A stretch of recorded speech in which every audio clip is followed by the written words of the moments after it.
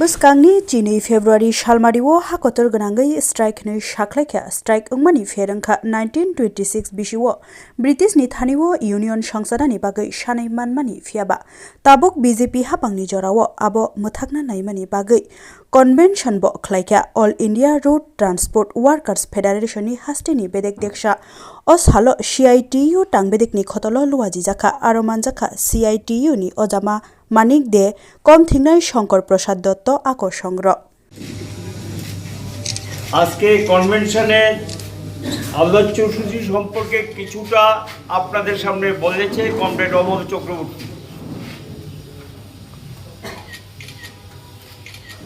নতুন সরকার মানে তৃতীয় দফায় নরেন্দ্র মোদী প্রধানমন্ত্রী হওয়ার পর আমরা ভেবেছিলাম বিজেপি কিন্তু ক্ষমতায় দেয়নি, বিজেপির কিন্তু শক্তি কমেছে। আপনারা জানেন একক দল হিসেবে সংখ্যাগরিষ্ঠতা পায়নি, দুইটা তিনটা দলকে ম্যানেজ করে তাদের সমর্থন নিয়ে তিনি প্রধানমন্ত্রী হয়েছেন। তাদের আসন সংখ্যা ছিল 303, 543টার মধ্যে এটা কমে হয়ে গেছে এখন 240। সোজা কথা না, 63টার আসন কিন্তু বিজেপির কমেছে। তো এর থেকে আমাদের একটা ধারণা ছিল হয়তো এই দলটা শিক্ষা নেবে, বুঝবে বা বুঝার চেষ্টা করবে যাতে এমনটা ভবিষ্যৎ দিনে না হয় যা করেছে তারা। কিন্তু এটা এমন একটা দল, এটা মানুষ থেকে শিক্ষা নিতে চায় না, মানুষের কথা বুঝতে চায় না, মানুষের ভাষা বুঝতে চায় না। স্বৈরাচারী, চরম সাম্প্রদায়িক এবং ফেসিস্ট মানে কথা বলতে দেব না, আলোচনা করতে দেব না, স্বাধীনভাবে বসবাস করতে দেব না, স্বাধীনভাবে জীবনযাপন করতে দেব না, আমি যা বলবো এটি শেষ কথা, আমার কথার বিরুদ্ধে চলা যাবে না, বলা যাবে না। যদি কেউ চলতে চায়, বলতে চায়, তার বিরুদ্ধে নামিয়ে আনা হবে আক্রমণ।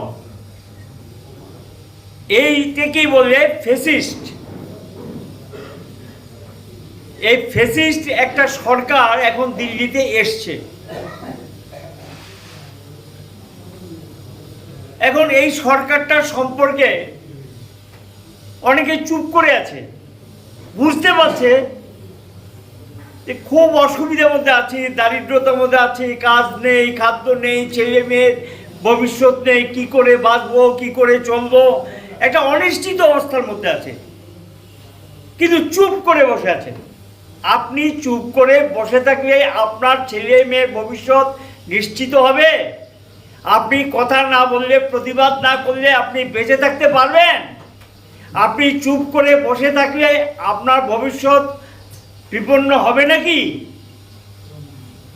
একটা অনিশ্চিত অবস্থা চলে যাবেন না? এমনিতেই তো বাঁচতে পারছেন না,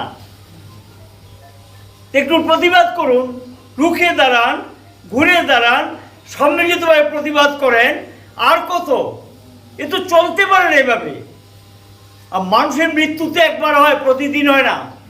লড়াই তো একটা করতে হবে। লড়াই ছাড়া এই যে একটা বিরাট জগদ্দল পাথর আমাদের বুকের উপর বসে আছে, এই পাথরটা কি আমরা সরাতে পারবো? আমরা সরাতে পারবো না। ভাবতে পারেন এই সরকার কোথায় গিয়েছে? বড়লোক, একচিটিয়া পুঁজি, বহুজাতিক সংস্থা, বিদেশি পুঁজি, যারা দেশটাকে লুট করছে, তাদের অর্ডারে, তাদের নির্দেশে, তাদের স্বার্থ বহন করার জন্য তাদের ইলেকশন বন্ডে বিরাট পরিমাণ টাকা বিজেপিকে দেয়।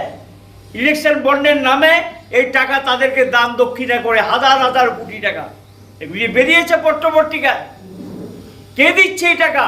টাটা, বিড়লা, আম্বানি, আদানি, সিংহানিয়ার মতো কিছু পরিবার আছে যারা বিজেপির গুড বুকে আছেন, দেশটাকে লুট করছেন। তাদের জন্য এই শ্রম আইন সংশোধন 1926 সালে